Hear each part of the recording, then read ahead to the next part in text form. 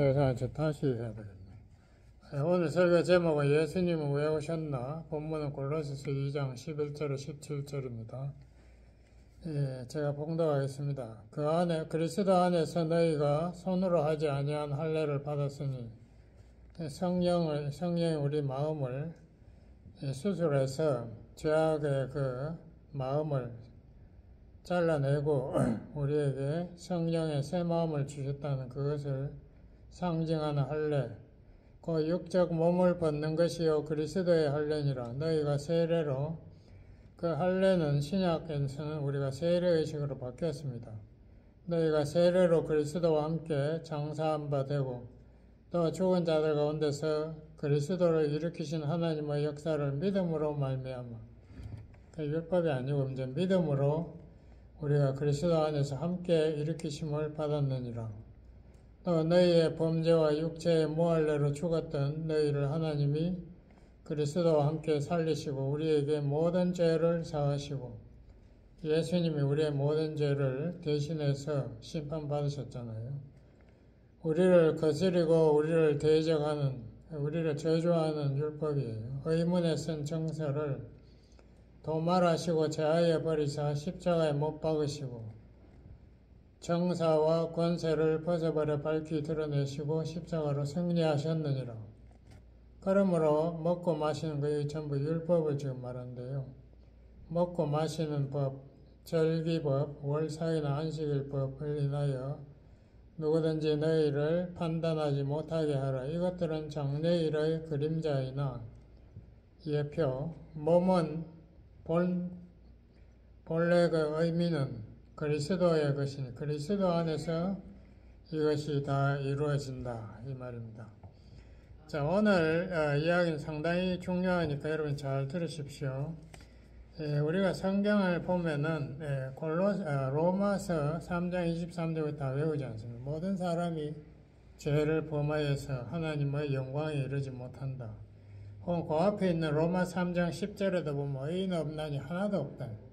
왜 이렇게 됐습니까? 이 말 자체가 우리 인간은 구원받을 능력이 없다는 것을 성경이 증거한 겁니다. 이 모든 인간들은 다 율법 준수에 실패했고 다 정죄받아서 지옥에 떨어지게 되었다 이 말입니다. 그러므로 인간이 자기도 구원 못하는 다른 사람은 어떻게 구원합니까? 오직 우리를 구원하실 분은 하나님의 아들, 그러니까 하나님이신 예수님만이 인간의 몸을 입고 오셔서 우리의 육신을 대신 입고 오셔서 십자가에서 우리의 죄를 위해서 심판받으시고 죽으시고 부활하셔서 우리에게 성령으로 새로운 생명을 주신다. 이게 복음의 핵심이죠. 그러므로 우리는 예수님을 믿음으로 구원받는 거지 나의 의로 율법을 내가 잘 지켰다 해서 구원받는 것은 절대 아닙니다. 그것을 우리가 잘 깨달으시기 바랍니다. 그것을 위해서 예수님이 오신 거예요. 인간들은 아무도 자기 자신도 구원 못하는 인간들 전부 죄인들이다. 이 세상은 예수님이 몇 번 이야기했습니다. 사탄의 왕국이다. 세상 임금이 지금 곧 온다. 요한복음 12장 31절이나 14장 30절에 예수님이 말했어요. 이 세상의 임금이 누굽니까? 사단이에요. 이 사단의 종이 누굽니까? 인간들이에요. 아담과 하와가 사단의 말에 순종한 이후로 우리 인간들은 다 사단의 종이, 죄의 종이 되었죠. 그래서 우리 육체의 욕심을 따라 사는데 그 육체의 열매가 뭔가, 인생의 열매가 뭔가, 갈라디아서 5장 19절에 보면 일어났어요. 음행, 더러운 것, 성적 타락, 호색, 더러운 욕망, 탐닉하는 것, 우상 숭배, 하나님의 창조물을 섬기는, 하나님을 섬기는 것, 술수, 귀신의 장난하는 것, 원수 맺음, 서로 간에 미워하는 정오심, 분쟁, 시위, 분냄, 당짓는 것, 서로 상대방을 해치려고 하는 거죠. 이단, 투기, 질투, 술 취한 방탕, 양락주의, 이러한 것이 우리 인간들의 열매다 이겁니다. 그래서 사람들이 사회생활 하는 거 보십시오. 그냥 직장에서 조금만 일하고는 또 가가지고 술 마시면서 온갖 지저분한 행동을 하는 것이 그 인간 자기 마음속에 그것이 자리 잡으니까 따라하는 거죠.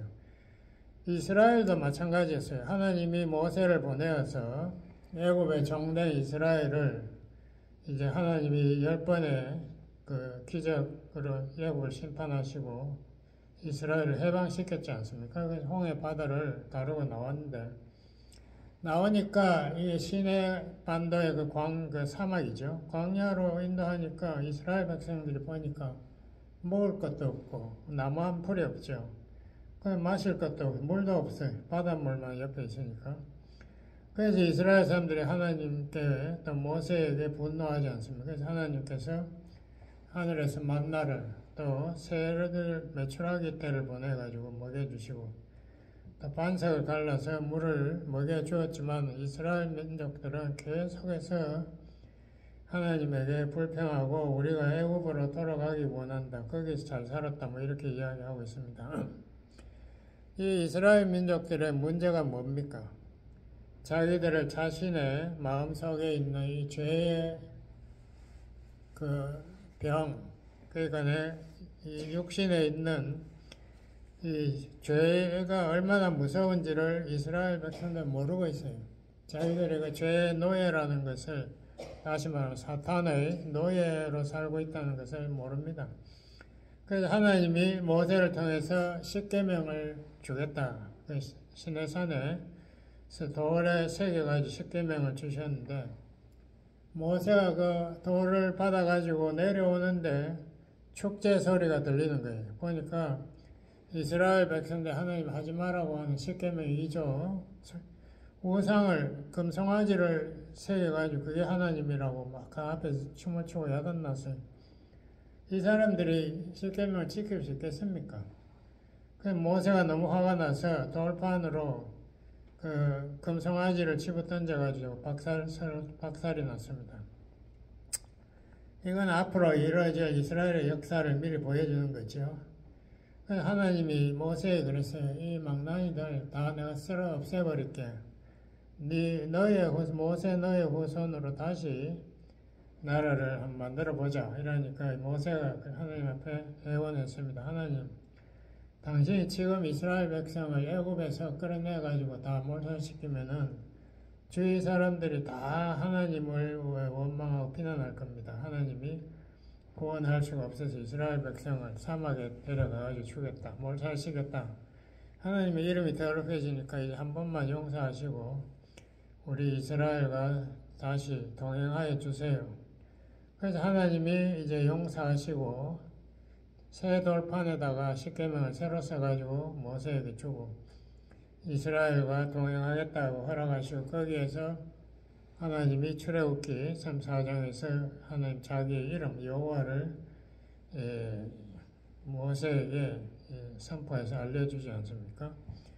그래서 우리 하나님은 용서의 하나님, 인내의 하나님, 긍휼의 하나님, 또 가장 중요한 은혜의 하나님이라는 것을 거기에서 강조하고 있습니다. 은혜는 자기가 없어도 하나님께서 사랑하시고 축복해 주시겠다는 것. 그러나 이스라엘은 가나안에 들어가서도 계속해서 그 가나안 민족들의 우상을 섬기고 그 민족들의 하는 것을 다른 종교를 따라갑니다. 그러므로 이제 결국은 이스라엘과 유다는 하나님의 심판을 받아서 다 멸망하고 포로가 되었는데 거기에서 이제 페르시아가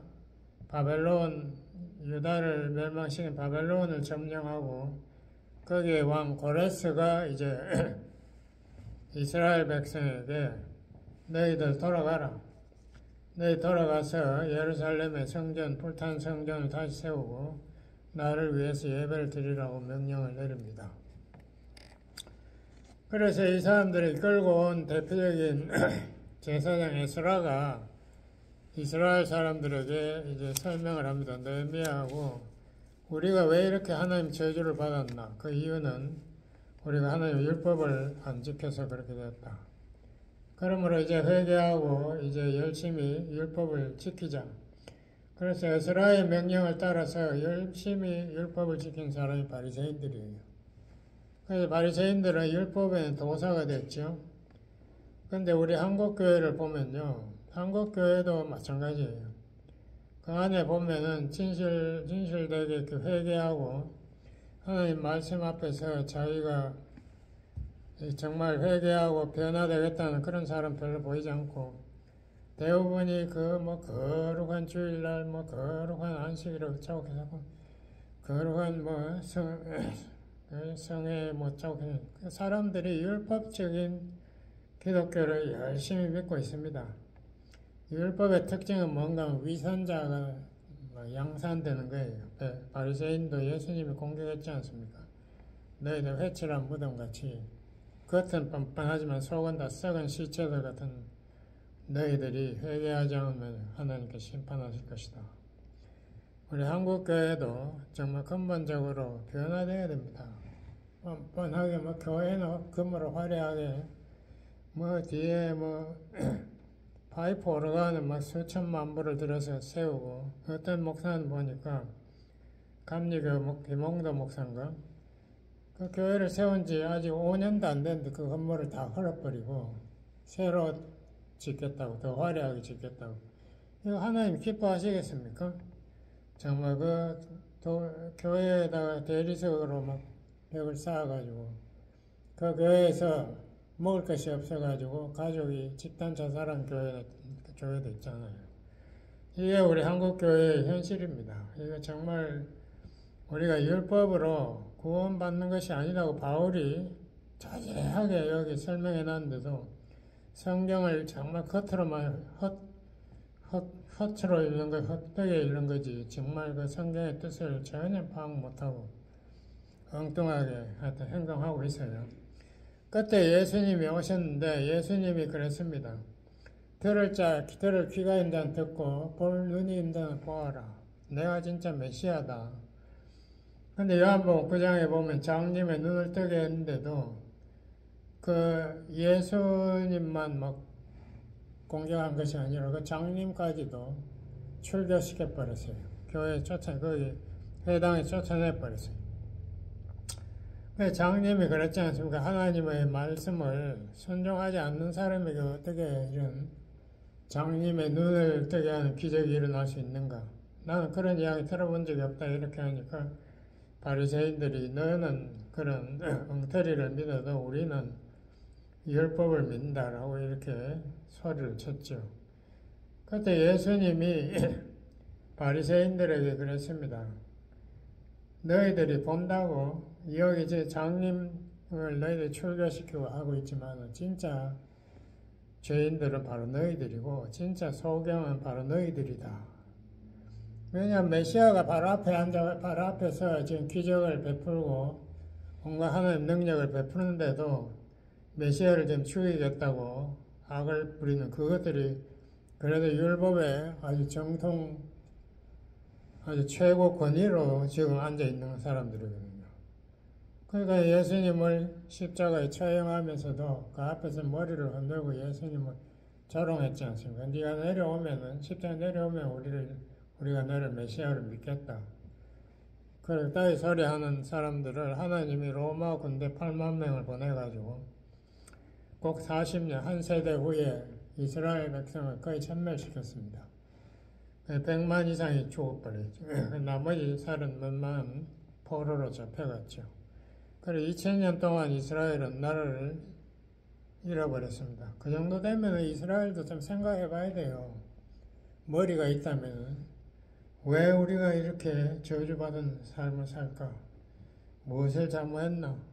근데 어떻게 예수는 온 세계에서 다 하나님의 메시아 구세주라고 믿고 있는가? 우리가 예수에 대해서 다시 생각해야 되지 않나? 이런 생각을 안 해요. 영적 교만이 자기네들만 옳고 온 세계 사람들은 다 엉터리다 이렇게 주장하는 거죠.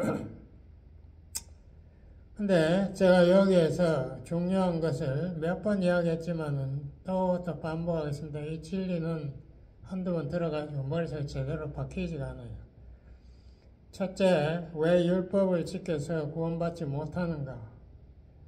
이것의 답은 이미 성경에 다 있습니다. 에베소 2장 1, 2절 여러분 읽어보세요. 거기 보면은 모든 사람은 다 죽었다라고 했어요. 다 영적으로 죽었다. 다 영적으로 죽었기 때문에 영안이 닫혀 있어요. 영적으로 분별할 능력이 없습니다. 그렇기 때문에 세상 사람들에게 예수가 구세주라고 아무리 떠들어봐야 그 사람들은 코웃음 치지 들으려고도 안 해요. 자기가 더 잘한다고 다 웃음을 치고 우리가 제 종이라는 이것을 이것을 증명하는 것은 굉장히 간단해요. 제가 고등학교 다닐 때 신구약을 2번 반을 읽었는데요. 2번 반을 읽으면서 보니까 성경에 계명이 너무 많더라고요. 이 율법의 계명이 계속 나오는데 율법 계명을 지키려고 아무리 노력해도 안 되는 거예요. 마음에 또 죄책감이 생기고 또 회개하고 또 말씀대로 또 살아야지. 제가 2년 동안 하다가 포기해버렸어요. 이거 이러다가는 내가 정신병 걸리겠다. 율법 아무리 좋은 말씀이 있더라도 내가 지킬 능력이 없든지 뭐 문제가 있다. 제가 이제 교회도 간다버리고 그렇게 이제 살았는데요. 인간이 첫 번째 깨달아야 하는 것이 이 율법은 우리가 죄인인 것을 계속 우리에게 지적해주고 있습니다. 그렇기 때문에 율법만 읽어가지고는 사람이 첫 번째로 위선자가 되든지 내가 어떤 의미로 내가 더 이상 죄를 짓지 않는다고 나 거짓말을 해서 스스로 자기를 선한 사람이라고 자기 자신을 착각하든지 안 그러면 무슨 다른 하나님의 구원의 길이 다른 길이 있는지 그걸 상상하는 방법밖에 없어요. 다시 말하면 성경은 인간이 연약하기 때문에 하나님의 율법을 지킬 능력이 없다라고 분명히 이야기하고 있습니다. 제가 몇 구절, 대표적인 구절을 제가 읽어보겠습니다. 로마서 8장, 이게 유명한 구절 아닙니까? 그러므로 이제 그리스도 예수 안에 있는 자에게는 결코 정죄함이 없나니 이는 그리스도 예수 안에 있는 생명의 성령의 법이 성령의 능력이 죄와 사망의 능력 이 죄의 능력도 대단하거든요. 사람들 죄 안 짓는 사람이 없어요. 전부 죄의 종인. 왜냐하면 죄가 사단에게서 왔으니까. 사단이 천사입니까? 그러니까 사단의 능력, 죄의 능력도 대단해요. 그것에서 우리를 해방할 수 있는 것은 예수 그리스도와 성령의 능력밖에 없어요. 율법이 3절, 율법이 육신으로 말미암아 연약하여 할 수 없는 그것을 연약한 것은 육신이 연약합니다. 율법도 물론 우리에게 구원을 줄 수 있는 능력이 없으니 연약하다고 할 수 있지만은 우리가 사실 잘 분석해 보면 우리 육신이 문제예요. 육신이 연약해가지고 이 죄의 능력을 극복할 수가 없어요. 아무리 해도 다윗이 아무리 하나님 마음에 싹 드는 사람이라도 마음에는 또 다른 여자하고 간음을 하지 않습니까? 그 인간이 죄의 그 유혹에서 벗어나는 길이 없는 거예요. 그런데 율법이 육신으로 말미암아 연약하여 할 수 없는 그것을 하나님은 하시나니 그 죄를 인하여 자기 아들을 죄 있는 육신의 모양으로 보내어 육신의 죄를 정하사 육신을 쫓지 않고 그 성령을 쫓아 행하는 우리에게 율법의 요구를 이루어지게 하셨다. 그러므로 예수님만이 이 죄의 능력을 극복하고 우리로 하여금 죄에 승리하게 만들고 새 생명을 살아가게 해주십니다. 이것이 성경의 복음의 가장 중요한 핵심이에요. 우리는 율법을 지키는 것은 왜 문제가 있는가 하면 율법 지키니까 로마 10장 거기 3절에 써놨잖아요.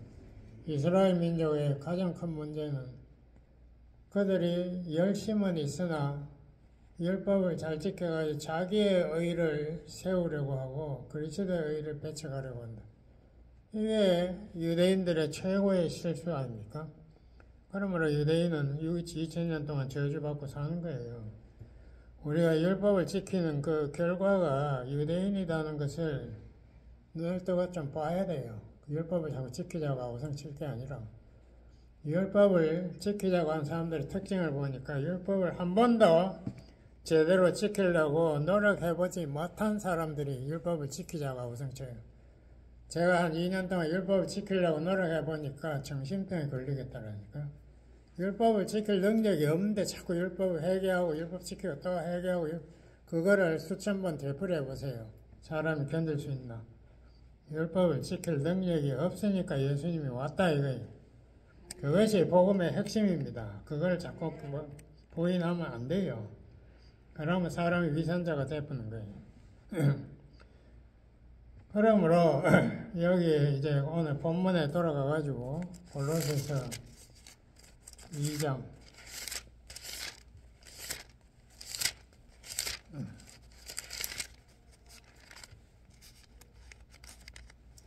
골로새 2장에 보니까 예수님이 와서 죽어서 부활했다. 그 예수님이 죽을 필요가 있는 게 아니고 예수님 하나님이시니 죽을 수도 없지만은 인간의 몸으로 입고 와서 인간이 죽은 거예요. 인간 예수가 죽고 인간 예수가 부활해서 다시 하나님의 아들로 돌아가신 거예요. 근데 예수님을 믿으면 그 예수님의 죽음과 부활이 바로 나를 위한 것이라는 것을 믿으면 그와 함께 우리도 죽고 함께 일으키심을 받아서 우리의 죄사함을 받고 우리가 영생을 받는다 이 말입니다. 그 예수님 안에 모든 죄의 사함이 있고 우리를 거스리고 우리를 저주하는 율법이 없어진다 이거예요. 그래서 오늘 주보에도 적혀 있지 않습니까? 우리가 갈라디아서 5장 제가 다시 읽어보겠습니다. 5장 1절 그리스도께서 우리로 자유케 하려고 자유를 주셨으니 우리가 뭐의 종이에요? 죄의 종이기도 하지만 율법의 종입니다. 그러므로 굳세게 서서 다시는 종의 멍에를 매지 말라. 보라 나 바울은 너희에게 말하노니 너희가 만일 할례를 받으면 할례가 대표적인 율법 의식인데 그거 받으면 그리스도께서 너희에게 아무 유익이 없으리라. 내가 할례를 받는 각 사람에게 다시 증거하노니 그는 율법 전체를 행할 의무를 가진 자라. 율법 안에서 의롭다 함을 얻으려 하는 너희는 그리스도에게서 끊어지고 은혜에서 떨어진 자로다. 구원 없다 이거예요. 율법을 지키겠다고요. 한번 지켜보시죠. 지킬 수 있는가. 그것 해보지도 않고 율법을 자꾸 지킨다고 거짓말하면 안 돼요. 그래서 우리가 성령으로 믿음을 쫓아 의의 소망을 기다리노니 그러니까 우리가 연약하니까 성령이 들어와서 우리의 마음을 새롭게 해주시고 끊임없이 우리의 마음을 하나님의 진리의 길, 말씀으로 인도하는 거예요. 그래서 우리를 하여금 소망을 가지게 하고 믿음을 가지게 하고 그래서 그리스도 예수 안에서는 할례나 무할례가 효력이 없되 사랑으로서 역사하는 믿음뿐이니라. 그리스도의 사랑을 믿는 믿음뿐이니라. 하나님의 사랑을 믿는 믿음만이 우리를 구원할 수 있다. 이것이 복음의 가장 핵심입니다.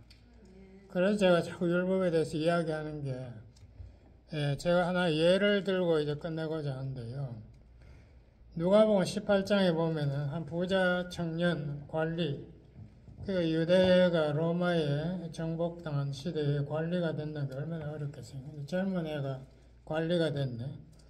근데 이야기를 들어보니까 이 애는 어릴 때부터 자기는 십계명 다 지켰대요. 근데 저희가 무엇인가 부족한 것 같아서 뭐를 또 더 지켜야 됩니까? 영생 받으려면 내가 뭐를 또 더 해야 되나요? 예수님 물으러 왔어요. 예수님의 대답이 네가 정당 가려면은 네 가진 재산을 다 팔아서 나눠주고 그 다음에 나를 따르라. 왜 예수님이 이런 말을 했어요?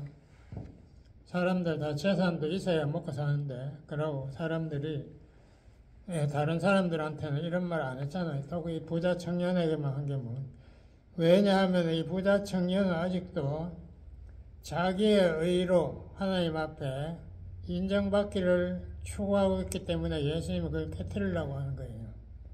자기가 선행을 많이 하고 율법을 다 자기가 알고 있는 율법은 자기가 다 지켰는데 이제 예수 선생이요, 내가 어떻게 하면은 이제 천당에 갑니까?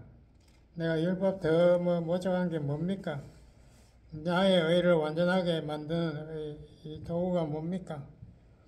내가 그러니까 예수님이 그러시 우선 네가 선행부터 끝까지 네 의로 네가 하나님 수준에 올라가려면은 네가 가진 것부터 다 갖다 바치고 가난한 사람을 위해서 다 나눠주고 그리고 네가 빈손이 되어서 네가 할 수 있는 것이 아무것도 없을 때에 비로소 이제 빈손 들고 예수님 나를 따라오너라. 그러면 내가 구원의 길을 보여주겠다. 예수님을 믿는 믿음, 자기를 포기해야 믿으면 예수님 믿을 거 아니에요. 예수님의 의를 믿게 되죠. 그 부자 청년에게 네 재산부터 다 팔아서 나눠주라고 이야기한 겁니다. 이 부자 청년이 예수님 앞에 나왔을 때 예수님이 말한 게 있어요. 너 두 가지 중에 하나 선택해라. 너의 의를 추구할 거냐? 안 그러면 내가 보여주는 이 믿음의 나의 그리스도의 의를 선택할 거냐?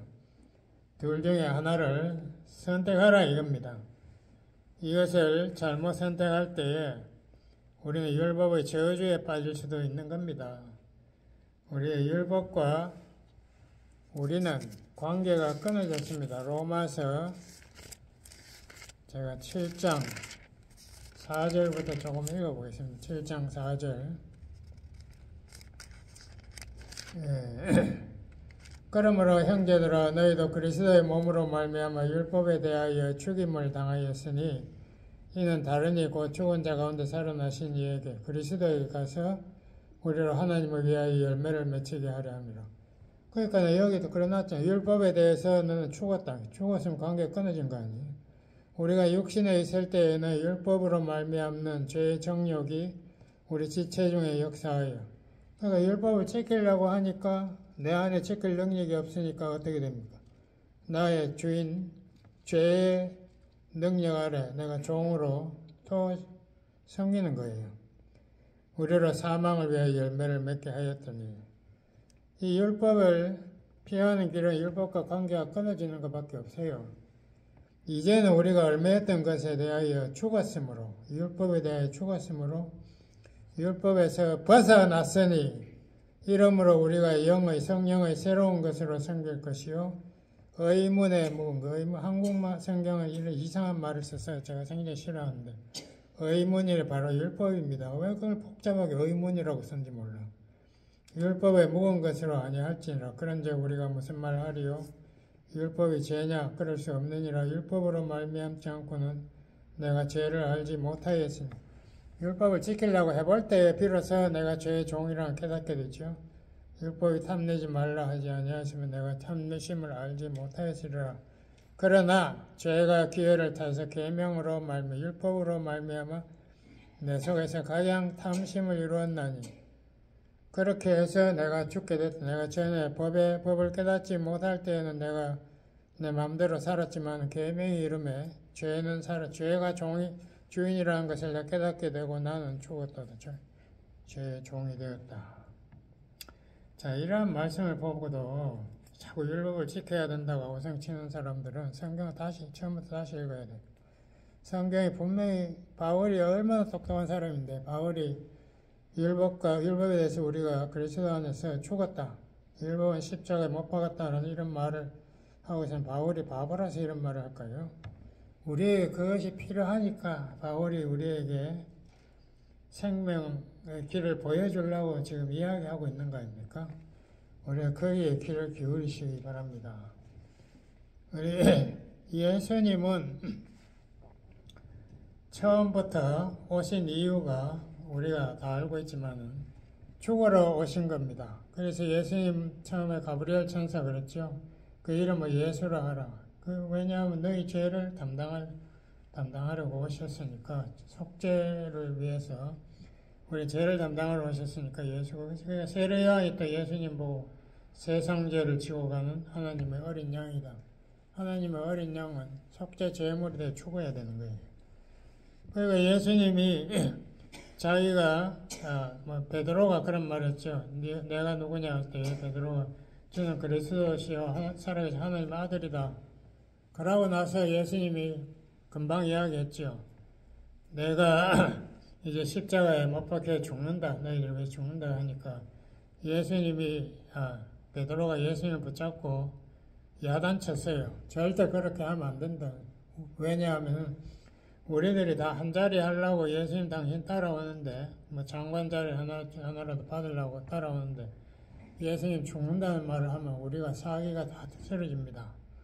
그때 예수님이 베드로 보고 뭐라 그랬어요? 사탄아 물러가라. 너는 하나님의 일을 생각하지 않고 인간의 계산, 네가 어떻게 하면 조금 더 돈 벌까 이런 생각만 하니 네가 사탄이다. 그래서 십자가를 안 진다는 것은 사탄의 길이다. 예수님이 대제사장의 종들에게 붙잡혀서 갈 때에 베드로가 또 칼을 빼들었으면 사람들 고집이 세기 때문에 자기가 잘못했다고 야단받아도 그대로 그 짓을 또 해요. 칼을 휘둘러서 종의 그 귀를 잘랐지 않습니까? 그때 예수님이 그 귀를 고쳐주면서 베드로에게 또 야단을 쳤죠. 네가 검으로 하나님의 일을 하려고 할 때 검으로 망한다.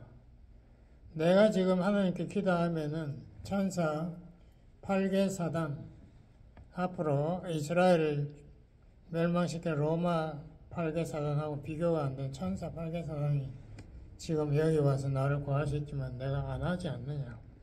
그렇게 하면은 하나님께 기도해 버리면은 하나님이 내가 죄인들을 위해서 죽는다는 예언한 이 말씀들이 어떻게 성취되겠는가.